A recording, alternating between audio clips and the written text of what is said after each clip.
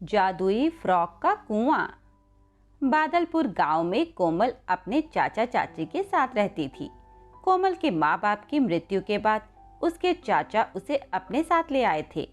कोमल के चाचा तो उसे बहुत प्यार करते थे, पर उसकी चाची को वह फूटी आंख नहीं भाती थी। उसकी चाची रमा कोमल से कभी भी प्यार से बात नहीं करती थी और घर का सारा काम उसी से करवाती थी।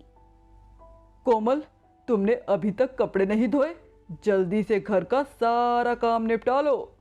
अरे चाची, मैं पढ़ रही हूँ, कल मेरा एग्जाम है। अरे पहले काम निपटा, पढ़ाई तो होती रहेगी। इसी तरह रमा कोमल से नौकरों की तरह व्यवहार करती थी। कोमल के चाचा की एक बेटी भी थी, अंजलि। वह एक घमंडी और नकचड़ी लड़की थी। एक दिन रमा ने अपनी बेटी से कहा, अंजलि बेटा, चलो हम बाजार चलते हैं, कुछ शॉपिंग करेंगे। यह सुनते ही अंजलि बहुत खुश हो गई और झटपट तैयार होने लगी। तभी कोमल वहां आई और बोली, चाची, क्या मैं भी आपके साथ बाजार चलूं? मुझे भी नए कपड़े चाहिए। क्या करेगी नए कपड़ों का तू? अंजलि के पुराने फ्रॉक रखे हैं, वो पहन लियो। यह कहते हुए रमा और अंजलि बाजार की ओर निकल पड़ी और कोमल अपना मन मारकर वहीं रह गई। अगले दिन अंजलि अपने कमरे में नई नई फ्रॉक ट्राई कर रही थी। तभी वहां कोमल आई। अंजलि, कितनी अच्छी फ्रॉक है, मुझे भी एक फ्रॉक दे दो।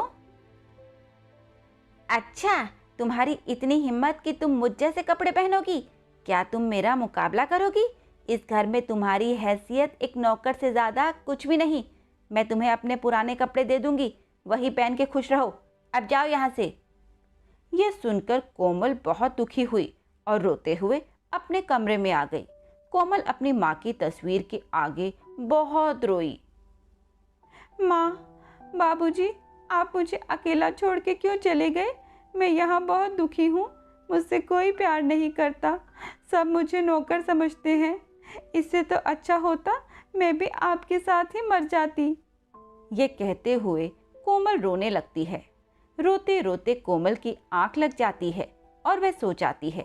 तभी सपने में कोमल की माँ आती है और कोमल से कहती है, बेटी, तू रोया मत कर, तू हिम्मत से काम ले। मैं तुझे एक ऐसी जगह बताती हूँ जहाँ जाने पर तेरी सारी मुसीबतें खत्म हो जाएंगी। गांव से कुछ दूर एक मंदिर के पीछे एक कुआं है। वह एक जादुई कुआं है। तुम वहां जाओगी और कुएं के सामने खड़ी होकर जो भी मांगोगी वो तुम्हें मिल जाएगा। अचानक कोमल की नींद खुली, पर वहां पर कोई नहीं था। कोमल समझ गई कि वह एक सपना देख रही थी, पर सपने में वह अपनी माँ की कही बात को याद करती है। अगले ही दिन कोमल कुएं के पास जाती है और उसके सामने खड़ी होकर कहती है, जादुई कुआं, मुझे बहुत सुंदर सुंदर फ्रॉक चाहिए जिसमें मैं बहुत खूबसूरत लगूं। इतना सुनते ही कुएं में से सुंदर सुंदर फ्रॉक निकलते हैं और कुएं से आवाज आती है, कोमल बेटी, लो तुम्हारी मनपसंद फ्रॉक, ये सब तुम्हारी हैं। ये जादुई फ्रॉक है। तुम जब भी इस फ्रॉक को पहनकर कोई भी इच्छा बताओगी तो ये पूरी कर देगा। घर आकर वह उसमें से एक फ्रॉक पहनती है जो बहुत ही सुंदर थी।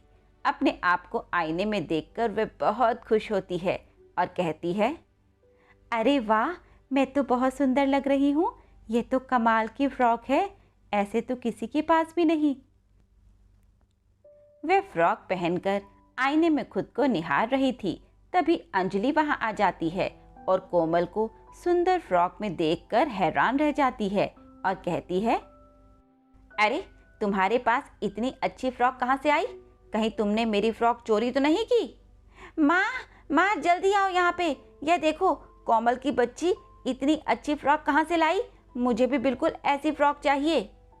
रमा भी कोमल को इतना सुंदर फ्रॉक पहने देखकर हैरान हो जाती है और कोमल से पूछती है, क्यों री कोमल, कहाँ से लाई ये फ्रॉक? सच सच बता, वरना मैं तुझे बहुत पीटूंगी। अरे मैं अपनी माँ का पुराना सामान देख रही थी, उसी में से मुझे ये फ्रॉक मिली है। ये कहते हुए कोमल अंजलि और चाची को टालने की कोशिश करती है, पर रमा को शक हो जाता है। अंजलि अपनी माँ से कहती है, माँ मुझे ये फ्रॉक चाहिए, कितनी सुंदर फ्रॉक है, मैंने तो कभी इतनी सुंदर फ्रॉक नहीं देखी, मुझे बिल्कुल ऐसी ही फ्रॉक चाहिए। कोमल की बच्ची के पास कहाँ से आ गई ये फ्रॉक? कोमल बेटी यहाँ आओ, मुझे ये फ्रॉक दे दो, इसे अंजलि पहनेगी। तुम्हें मैं कोई दूसरा फ्रॉक दे देती हूँ, तुम्हें तो घर पर ही रहना है, कुछ भी पहन लो। नहीं नहीं चाची, ये फ्रॉक मैं आपको नहीं दूंगी, चाहे आप मुझे कितना भी मार लो। यह सुनकर चाची के तन बदन में आग लग जाती है। वह कोमल की बहुत पिटाई करती है, पर कोमल उस फ्रॉक को नहीं देती। कोमल जानती थी कि वह एक जादुई फ्रॉक है और यदि कोई और इसे पहनेगा तो उसके साथ बहुत बुरा होगा, इसीलिए वह फ्रॉक चाची को नहीं देती। थक हार कर रमा अपने कमरे में आ जाती है और अंजलि से कहती है, बेटी तू चिंता मत कर, मैं तुझे वह फ्रॉक ला कर ही दूंगी, चाहे कुछ भी हो जाए। आज रात जैसे ही कोमल सोएगी उसके कमरे से ये फ्रॉक ले आऊंगी। ये कहते हुए रमा कोमल के सोने का इंतजार करती है। जब कोमल गहरी नींद में सो जाती है तभी वह चुपचाप उसके कमरे में जाकर वह फ्रॉक चुरा लेती है। रमा फ्रॉक लाकर अंजलि को दे देती है और कहती है, अंजलि ले, मैं फ्रॉक ले आई, अब तो खुश है ना तू? थैंक यू माँ, अब मैं ये फ्रॉक पहनती हूँ। ये कहते हुए अंजलि उस फ्रॉक को पहन लेती है और अपने आप को आईने में देखने लगती है। पर ये क्या, अंजलि के पूरे बदन पर तेज खुजली होने लगती है, उसके शरीर पर लाल लाल निशान पड़ जाते हैं। माँ ये क्या हो रहा है माँ? देखो ये फ्रॉक पहनते ही मेरे पूरे बदन में खुजली होने लगी और मेरे पूरे शरीर पर निशान पड़ गए। ये कहते कहते अंजलि रोने लगती है। रमा अंजलि को देखकर घबरा जाती है। रमा अंजलि पर पानी डालकर उसकी खुजली शांत करना चाहती है, पर तभी अंजलि बेहोश होकर गिर जाती है। रमा जोर जोर से चिल्लाने लगती है, अरे अंजलि क्या हुआ मेरी बच्ची, जल्दी उठ जा। अंजलि को बेहोश देखकर रमा के होश उड़ जाते हैं। वहाँ तभी जल्दी से कोमल को बुलाकर लाती है। अरे कोमल, ये कैसी फ्रॉक है? अंजलि ने जैसे ही इसे पहना वह बेहोश हो गई। अब तुम ही हमारी मदद करो, मेरी बेटी की जान बचाओ, मैं तुम्हारे आगे हाथ जोड़ती हूँ, मेरी अंजलि को बचा लो। कोमल जल्दी से वह फ्रॉक अंजलि के शरीर से उतार कर खुद पहन लेती है और कहती है, जादुई फ्रॉक, मेरी बहन को जल्दी से ठीक कर दो, उसे जल्दी से होश आ जाए। यह सुनते ही अंजलि को होश आ जाता है और वह ठीक ठाक बैठ जाती है। यह सब देखकर वह बहुत हैरान होती है और कोमल से पूछती है कि यह सब क्या है। इस पर कोमल उसे जादुई फ्रॉक की सच्चाई बता देती है। चाची, ये एक जादुई कुएं से मिली जादुई फ्रॉक है, पर इसका जादू तभी चलता है यदि मैं इसे पहनूं। अगर कोई और इसे पहनकर या चुरा कर पहनेगा तो उसके साथ कुछ भी अच्छा नहीं होगा, बल्कि कुछ बुरा होगा। मैं ये जानती थी, तभी मैं आपको ये फ्रॉक नहीं दे रही थी। उस जादुई फ्रॉक की सच्चाई जानकर कोमल की अच्छी भावना को देखकर रमा बहुत शर्मिंदा होती है और कोमल से कहती है, कोमल तुम कितनी अच्छी हो, हमने तुम्हारे साथ कितना बुरा व्यवहार किया, पर फिर भी तुम हमारे भले की सोचती रही। मेरे लाख मांगने पर भी तुमने ये फ्रॉक नहीं दिया, क्योंकि तुम जानती थी कि ये फ्रॉक हमारे साथ कुछ बुरा करेगा। मैं तुमसे हाथ जोड़कर माफ़ी मांगती हूँ बेटा, मुझे माफ़ कर दे। नहीं नहीं चाची, मेरा आप लोगों के अलावा इस दुनिया में है ही कौन, आप इस तरह मुझसे माफ़ी मत मांगिए। ये कहते हुए कोमल रमा के गले लग जाती है।